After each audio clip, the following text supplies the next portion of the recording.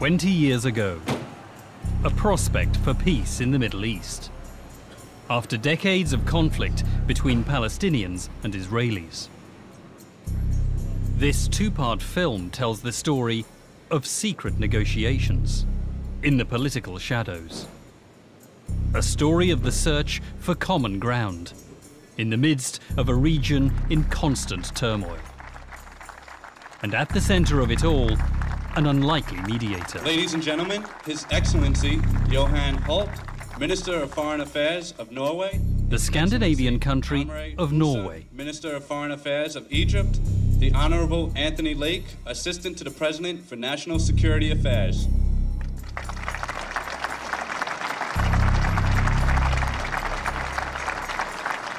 Let us salute also today the government of Norway for its remarkable role in nurturing this agreement.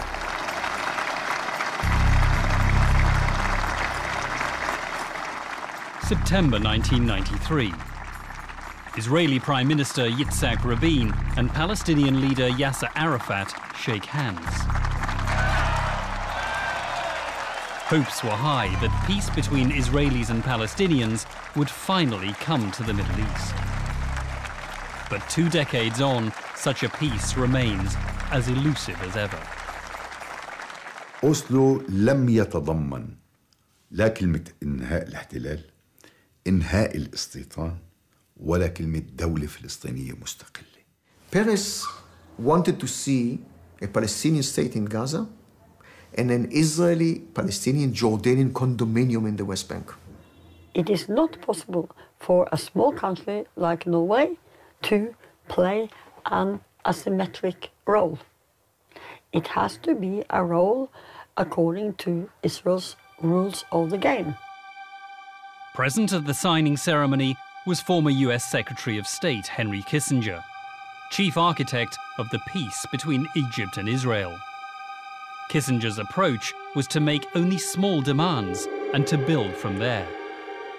Arafat picked up on this step-by-step strategy, and as early as 1974, his Palestinian Liberation Organization approved a plan to aim for a foothold in the region, administered by a Palestinian authority, rather than historic Palestine. In the same year, the Arab League Summit officially designated the PLO as the sole representative of the Palestinian people. حق منظمة التحرير في أن تقود نضال الشعب الفلسطيني. نقترب أكثر من نهج الواقعية، وهذا حتى أكون أمين للتاريخ كان نهج ياسر عرفات اللي كانوا يسموه وقتها يعني يعطوه كل الألقاب، مرة يسموه انتهازية، مرة يسموه براغماتية أكثر من اللازم. In 1974, Arafat, known to his colleagues as Abu Ammar, addressed the United Nations. For the Palestinians and for the PLO, the event represented recognition for the Palestinian struggle.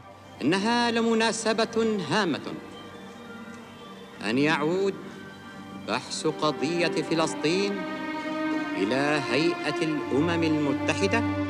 The PLO gained stature at the UN, but it continued to reject Security Council resolutions 242 and 338. The resolutions demanded that Israel withdraw within what was called secure and recognized borders. But they did not precisely require Israel to withdraw to all land it occupied before the Six-Day War in 1967. As far as the United States is concerned, any peace negotiations must be based on Security Council resolutions 242 and 338. We would strongly oppose any attempt to change. These 2 resolutions were the framework for the 1978 Camp David Accords. I would love to do that as soon as I can. The Accords called not for a Palestinian state, but for what was termed Palestinian autonomy. بعهد بيغن عام 1977 اللي اقترح حكم ذاتي للفلسطينيين وعاصمة الحكم الذاتي بيت لحم وقوة شرطة يتم تسليحها من إسرائيل. أدرك الإسرائيليون منذ ذلك الوقت أنه قد يأتي اليوم الذي سوف يتفاوض فيه الإسرائيليون مع الفلسطينيين لإقامة حكم ذاتي.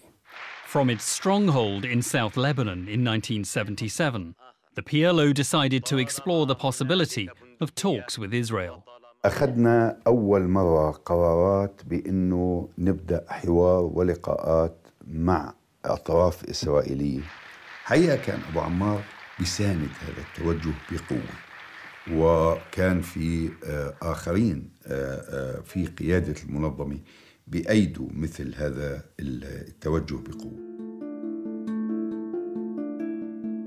Mahmoud Abbas says in his book, The Secret Channels, that this dialogue was with the Israeli forces that supported peace and with the Sephardic Jews. In March 1978, Israel invaded South Lebanon.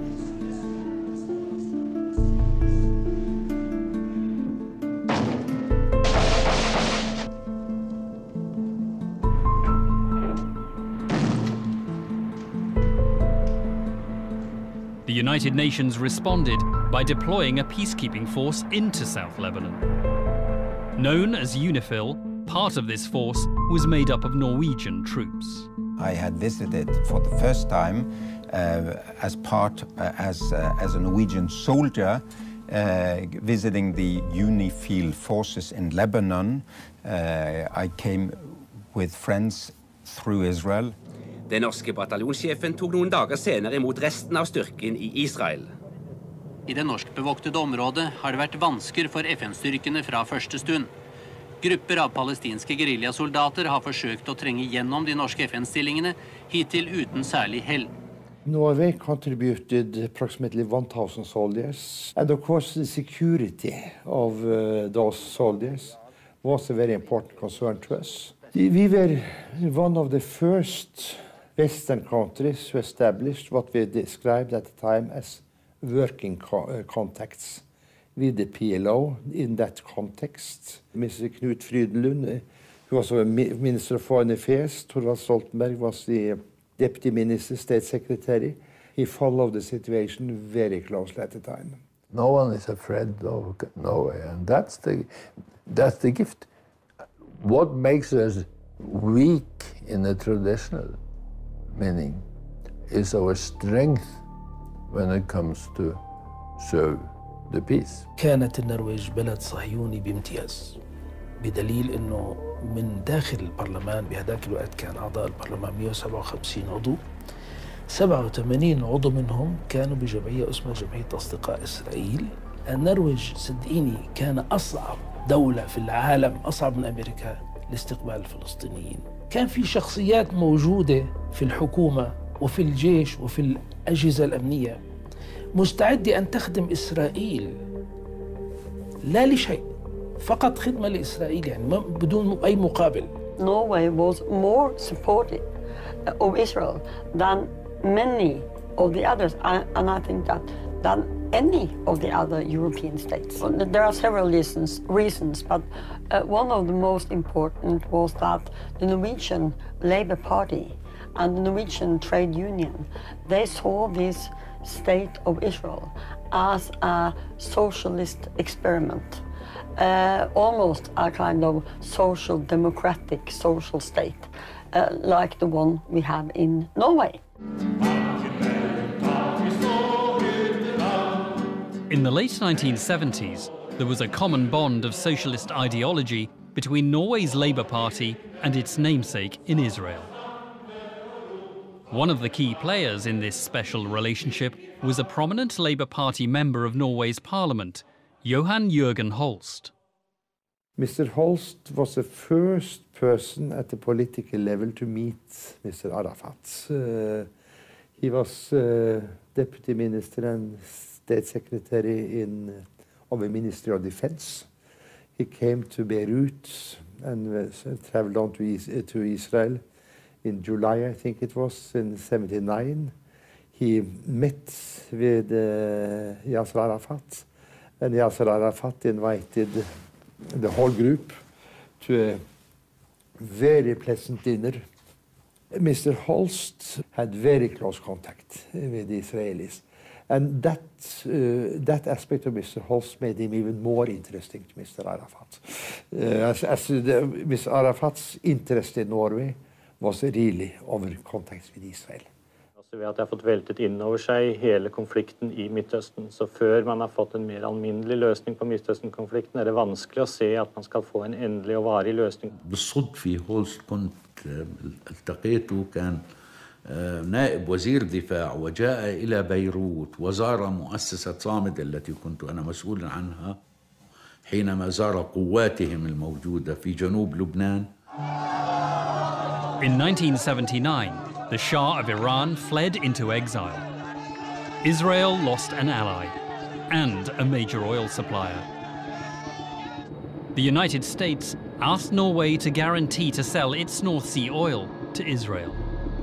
Concerned about repercussions for its UN troops in Lebanon, Norway sent its diplomat Hans Longve to seek assurances from Arafat. Mr. Arafat, after reflecting only for a few split seconds, he said, I will have no objection to such a Norwegian guarantee to Israel on one condition.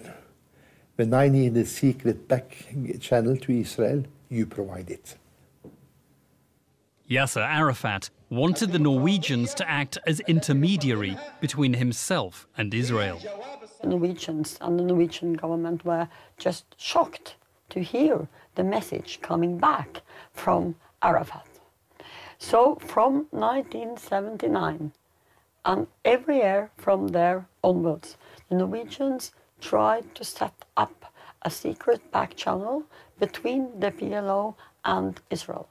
But Israel were absolutely not willing at all to listen to anything that a Norwegian could come up with from Arafat and the PLO. In 1982, the PLO lost its base in Lebanon.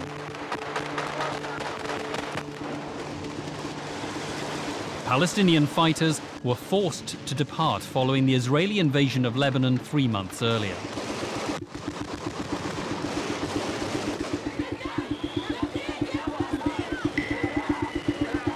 A US brokered deal led to Arafat and his entourage moving to Tunisia.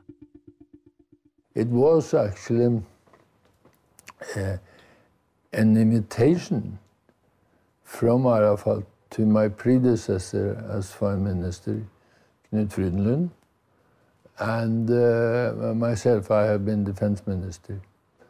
And we went in 1982 for New Year's Eve with Arafat in Tunis at that time. Arafat asked us directly if we could help him getting a direct contact between PLO and the Israeli Labour Party. And I was at that time a member of the Assembly of the Socialist International. And it turned out to be a strong interest in the Socialist International for trying to contribute to normalization of the relationship between the Palestinians and the Israelis. To help with his charm offensive, Arafat turned to senior PLO member Issam Satawi to act as his main go-between. Arafat appointed Dr. Sartawi, and he came here, visited me, because I should take care of this from the Norwegian side.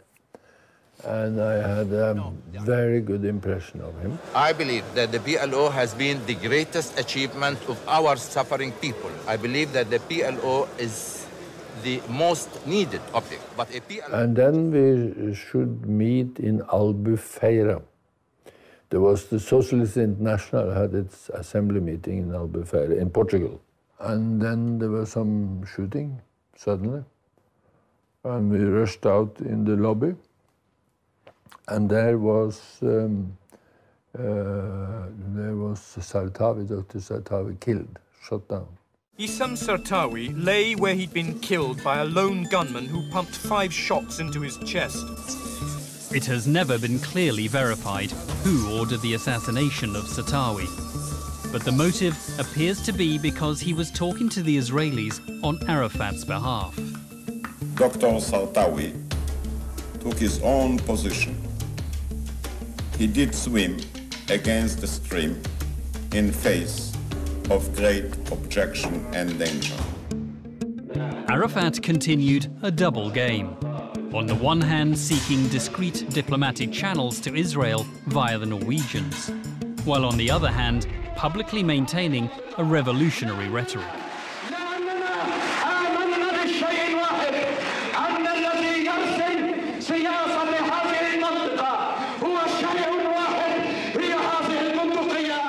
أبو عمار قال لي هذه فاتحة خير يا عمار، بدي إياك بهدوء تشتغل مع ستولتنبرغ تحديدا بهدوء إلى أن يعني لكن بدك تكون عارف إنه شغلة ليست سهلة، لأنه ستولتنبرغ ما زال عنده مواقف داعمة لإسرائيل.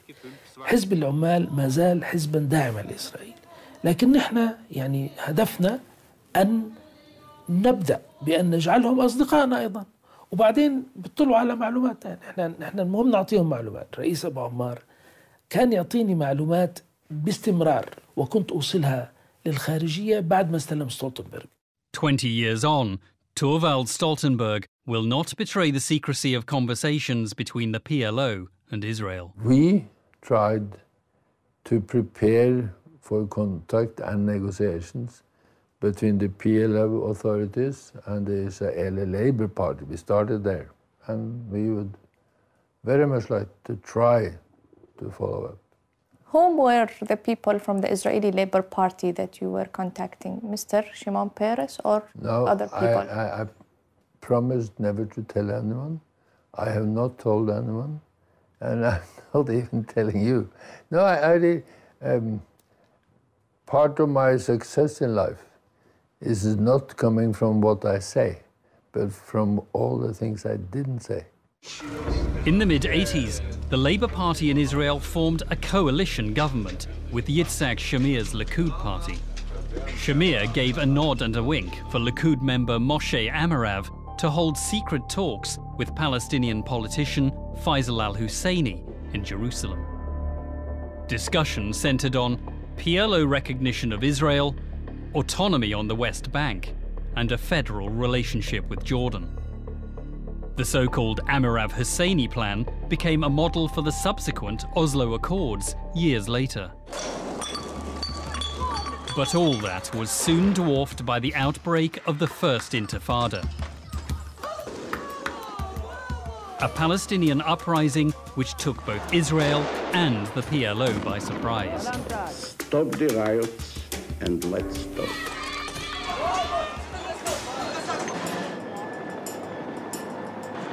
باختصار الانتفاضة الشعبية الأولى جعلت الاحتلال يدخل في مرحلة أنه بدأ يخسر، وإسرائيل لا تتحمل الخسارة لا الاقتصادية ولا البشرية ولا الأخلاقية.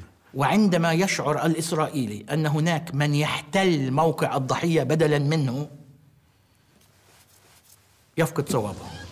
Palestinian boys throwing stones against Israeli tanks. This David and Goliath contest put the Israelis under great pressure. Time was now of the essence.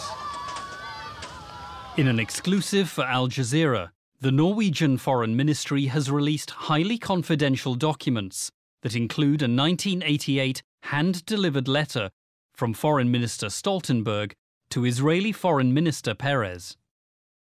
Stoltenberg wrote that only by relieving itself of the burden of the occupied territories can Israel succeed and prosper. I am ready to talk with any Palestinian that will renounce terror, that will accept 242 and 338 and recognize Israel. Come and negotiate with us. Then you can claim whatever you want. 88 القيادة الفلسطينية عملت زفة مصطنعة، لكن في الواقع كان ياسر عرفات يريد أن يقول نحن نوافق على القرار 242، بس كيف بده يغلفها؟ إنه بصير عنا دولة، فعمل دولة في الهواء. قيام دولة فلسطين فوق أرضنا الفلسطينية، فوق أرضنا الفلسطينية وعاصمتها القدس الشريف. حين توافق قيادة منظمة التحرير على 242 الذي ظلت تحاربه منذ صدوره في نوفمبر 67، في الواقع شطب كل شيء في القضية الفلسطينية. Except all United Nations resolutions, including 242 and 338. And I accept the international equality. Who is against international equality? فبدأ الاقتراب من المجتمع الدولي الذي كان مقاطعا ومواجها لمنظمة التحرير كمنظمة إرهابية. بدأ التعامل يختلف. In 1988, Sweden mediated between the PLO and the United States. A public meeting was held in Stockholm. PLO parliament, the Palestinian parliament, the PNC had accepted two states, Palestine state and Jewish state, between brackets, Israel. In his speech to the UN General Assembly in Geneva in 1988, Arafat formally condemned terrorism. أبو عمار بخطاب جنيف حكى بشكل مغمغ، ما عجبش الأمريكان، إنه ما قالش بصراحة أنا أنبذ الإرهاب.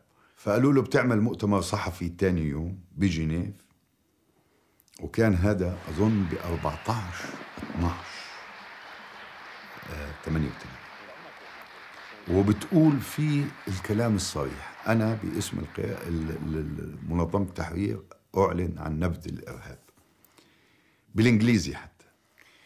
فبالمؤتمر الصحفي بلش أبو عمار مش عارف كيف بده يقولها، فصار يقول أول إشي I announce terrorism. فهبوا عليه الصحفيين: لا مش هيك. As for terrorism, I announced it yesterday in no uncertain terms, and yet I repeat for the record,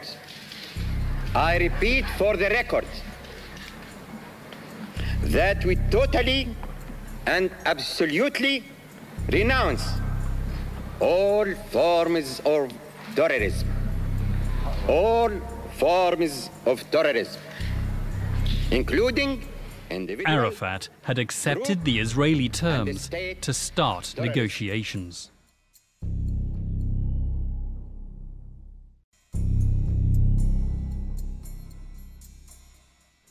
I repeat for the record.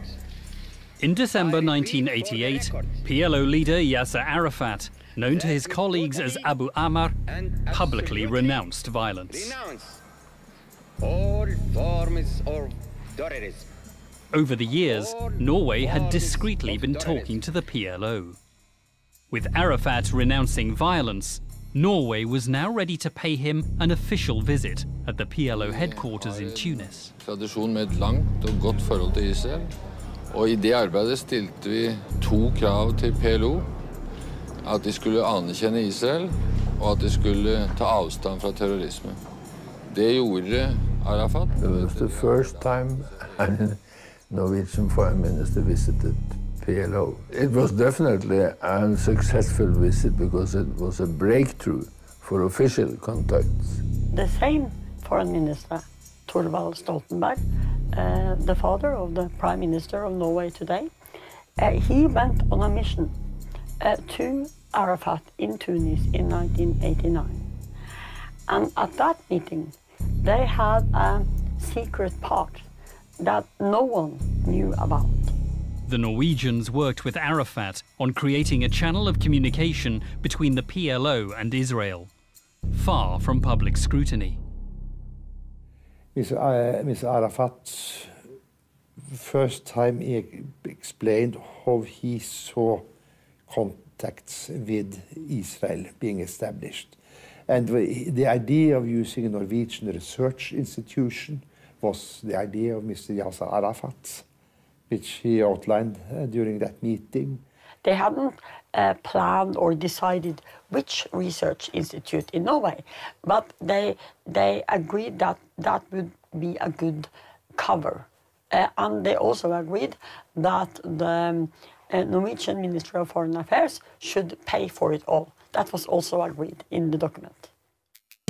Fafo was a think tank in Oslo founded by the trade unions and connected to Norway's Labour Party.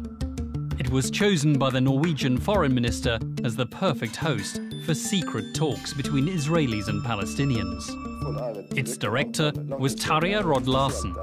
He would go on to become a key figure in the negotiations that led to the Oslo Accords. With funding from the Norwegian Foreign Ministry, in 1989, Fafo started to undertake research in the Middle East. Its first study examined the living conditions in the occupied West Bank and Gaza Strip. Den levekårsundersøkelsen som Fafo gjennomførte i okkupert område, som begynte i 1989.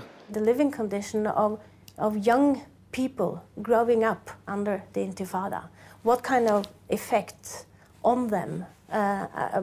Maybe more on the sort of mental, psychological effect of growing up in such sort of a violent environment. But then it was more a socio-economic study. It turned out to because that was sort of the speciality of Fafo. So it turned out to be a little more on the sort of more socio-economic. I mean, unemployment, all these kinds of indicators of social economic life. So who were the researchers that worked on this project from Norway?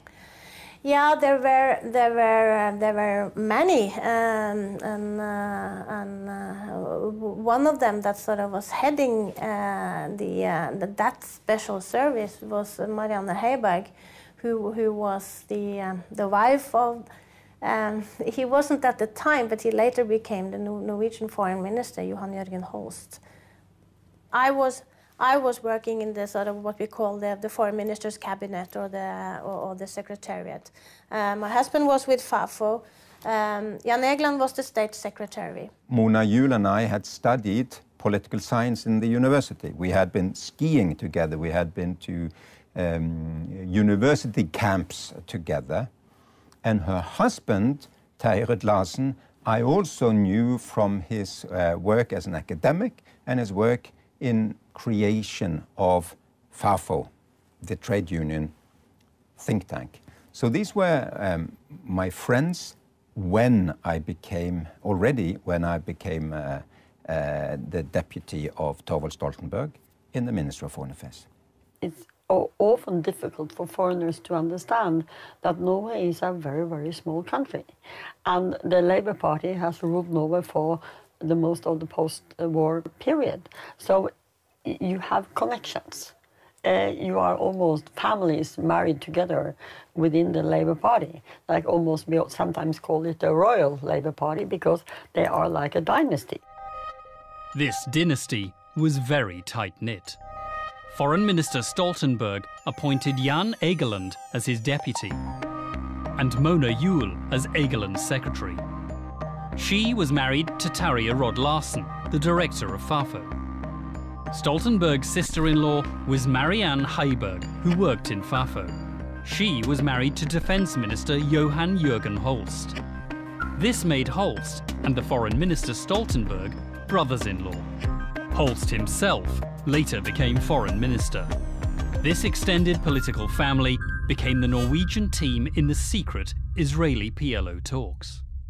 They could use that research institution as a front for a diplomatic effort to facilitate peace talks between the two parties and do that in all secrecy. You are very critical about this. Why? I think researchers should not usually be take on two hats or be in double roles. In Tel Aviv, another research institute was also acting as a cover for communication between the Israelis and Palestinians. This was the Economic Cooperation Foundation, set up by Israeli Labour Party MP Jussi Beilin. An NGO that we were leading, Hirschfeld and myself, an NGO which was created earlier by Beilin and Hirschfeld, we were able to go between the two sides in Jerusalem and pass messages and come with ideas, and even bring the two sides unofficially together under our umbrella of an NGO. I was involved with talking to the Palestinian side for many years in a very informal way, mainly with people like Hanan Ashrawi and Faisal Husseini from East Jerusalem, and with whom it was easy to talk. By 1989, with the Palestinian Intifada in its second year, there were few signs of hope for peace. Hundreds of Palestinians had been killed and thousands detained.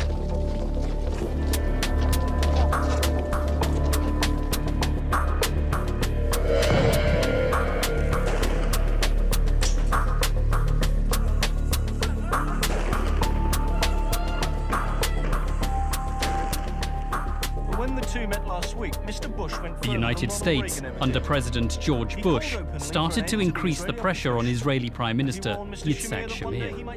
The peace process will be composed of two stages. First stage will be an interim conditions, and this will include the full autonomy, etc. The second stage will be direct negotiations without any preconditions between Israel, the Palestinian Arabs, and some Arab countries if they will join the negotiations. We are ready to embark immediately on peace talks. For that purpose, we are ready to hold elections in the administered territories that will produce a democratically chosen representative leadership of the Palestinians. Everything changed in the region when Iraq invaded Kuwait in 1990.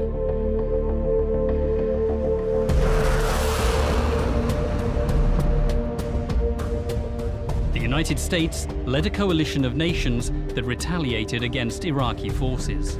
Just 2 hours ago, Allied air forces began an attack on military targets in Iraq and Kuwait. These attacks continue as I speak.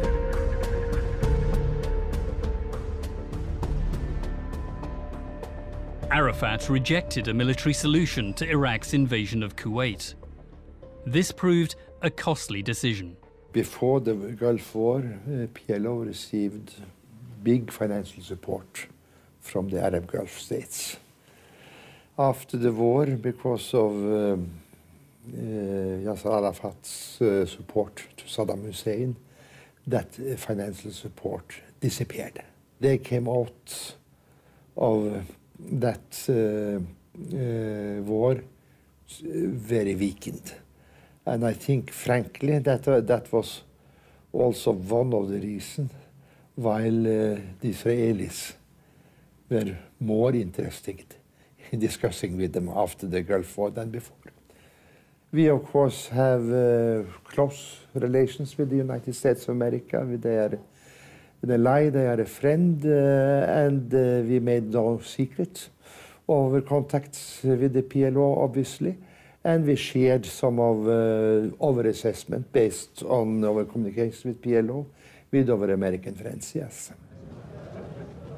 In the aftermath of the 1991 Gulf War, the United States and the Soviet Union co-hosted a peace conference in the Spanish capital of Madrid. We have an opportunity, I think a real opportunity, to see Arabs, Arab states, sitting down face-to-face in direct negotiations with Israel. مدريد وكل الشروط التي وضعتها الحكومة الإسرائيلية بقيادة شامير أيامها. إنه ممنوع منظمة التحرير تكون ممثلة. ويجب أن يكون الوفد هو من الأراضي الفلسطينية المحتلة. أبو عمار ناوى بكل السبل ما نجحناش. وكل العرب يا اللي بدوش يانا بده يعزلنا يا اللي بقولنا اقبلوا ووافقوا. المهم انه توضعوا قدم في العملية السياسية، نوافق على المشاركة في مؤتمر مدريد من خلال وفد فلسطيني أردني مشترك من أجل الوصول إلى مؤتمر السلام، لأن هذا هو الأمر الأول الذي يشغل بالنا. The Israelis laid out a fixed negotiating position. We are the only people who have lived in the land of Israel without interruption for nearly 4,000 years. Haider Abdeshafi led the Palestinians within the joint Jordanian-Palestinian delegation at the talks. Palestinian Jerusalem, the capital of our homeland and future state, defines Palestinian existence, past, present, and future. The settlements must stop now. Territory for peace is a travesty when territory for illegal settlement is official Israeli policy and practice. The three-day conference ended with plans for further bilateral and multilateral negotiations between Israel and the Arabs. Documents released after the conference reveal that Shamir thought Madrid a success.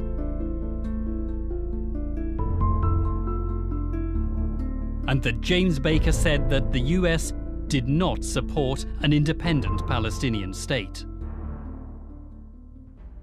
الإسرائيليين كانوا واضحين في سلوكهم وتصرفاتهم أنه سوف نتحدث ربما ل20 عام. لا يعنيهم الأمر كثيرا. Israelis who celebrated the end of Hanukkah in Washington arrived 5 days late, an attempt to make it clear to the United States that they're here on their own terms and won't respond to pressure. After Madrid, negotiations moved to Washington, D.C. We sincerely feel that our ideas are fully in conformity with the framework of this process as it was laid ahead, and we speak with a joint Jordanian-Palestinian delegation. Hello, good evening, everybody. We met like we met in the morning, the heads of delegations. We discussed the matter of procedures, and we could not reach yet an agreement. The Israeli government shifted unabashed to the intransigent and openly declared position of claiming all Palestinian territory, not conceding anything for the Palestinians, and refusing to recognize their unity, the unity of the Palestinians inside and outside. الذي كان يسيطر على تفكير حيدر عبد الشافي ليلا نهارا، وفي كل مرة اجتمعنا وناقشنا وسمعنا لأحاديث رسمية أو جانبية، الذي كان يسيطر على تفكيره الاستيطان. And the Israelis, they were more and more angry about this very old, calm, distinguished man talking about settlements. He said, how can we have back Palestine if it's settlements all over? So he had a much more, and the delegation there had a much more straightforward approach to peace. For the Palestinians, negotiator Haider Abdeshafi kept the focus of his agenda on one burning issue: the illegal Israeli settlement construction in the occupied Palestinian territories. By 1991, the number of Israeli settlers in the West Bank and Gaza Strip exceeded 100,000. ما في شك المستوطنات هي قضية أساسية ومهمة جدا بالنسبة لمسيرة السلام واستمرار بناء المستوطنات. أعتقد أنه يعطي انطباع قوي أن إسرائيل فعلا لا تريد السلام، لأن المستوطنات غير شرعية وغير قانونية. وعندما فشل الوفد الإسرائيلي في دفع الفلسطينيين في الوفد الرسمي المفاوض إلى المواقف التي يريدها، بدأوا يبحثوا عن طرق أخرى. I would say one of the most important messages that we got in our almost daily contacts with Ashrawi and Husseini and Nusayba and Ziad and all the Palestinian leaders, if PLO will not be involved, there won't be any progress. And more so, Ashrawi and Husseini told us very clear Hanan Ashrawi and Faisal Husseini, they told us something very, very clear. If you would like to have an agreement with the Palestinians, a partner who can make concessions, there's only one address, and this is the PLO. If the Israelis would like to negotiate with the Palestinians, so they must negotiate with the representative of the Palestinians. The representative of the Palestinians is the PLO. If they disqualify the PLO, then they're not going to have any Palestinian to talk to. مفاوضات واشنطن بدأت تدور في فراغ. وصارت الاجتماعات في واشنطن وكأنها اجتماعات روتينية تقليدية. وفد واشنطن راجع، وفد واشنطن عايد مرة ثانية إلى واشنطن وبدوروا بنفس الكلام. وأيضا فينا بمفاوضات سرية إنه ندخل بطريقة أكثر عملية وجدية مع الإسرائيليين، وبالنهاية إذا ما وصلنا لشيء ما في شيء بتسجل علينا يعني، لأنه هذه مفاوضات سرية مش ملزمة. The PLO again approached Norway to open a new and secret channel with the Israelis. In February of 1992, senior PLO official Ahmed Karaya, known as Abu Allah, travelled to Oslo. أبو علاء كان بالسويد وإجا من السويد لهون، رحنا على الخارجية وشفناهم في الخارجية، وطبعا نفس وجهة النظر اللي بده إياها أبو عمار. مع مين اجتمعتوا في الخارجية؟ في الخارجية اجتمعنا مع الوزير الخارجية مع ستولتنبرغ، وكان موجود يعني أيكلاند أتذكر كان موجود يعني. PLO starts to send signals to us here. Abu Allah comes that we, Norway, could become their link to Israel if Israel was interested. Then came Bassam Abu Sharif, and he was even more explicit and said, I am talking directly, I have a message straight from the top, Yasser Arafat. Norway should try to do this, and it has to be directly linked with PLO Tunis leadership only. The minutes of their secret meeting in Oslo reveal that Bassam Abu Sharif told the Norwegians that if there were peace, the PLO would influence the Arab world to stop the boycott of Israel. It takes two to tango. We did not have the Israeli side. I had met Yitzhak Rabin before he was elected on one of my missions to Israel. On April 1992. In April 92, we met Rabin. He came for breakfast in the Norwegian embassy, and we asked him, what is your approach to the Palestinians? And he said, I am keen to see some kind of a negotiated settlement.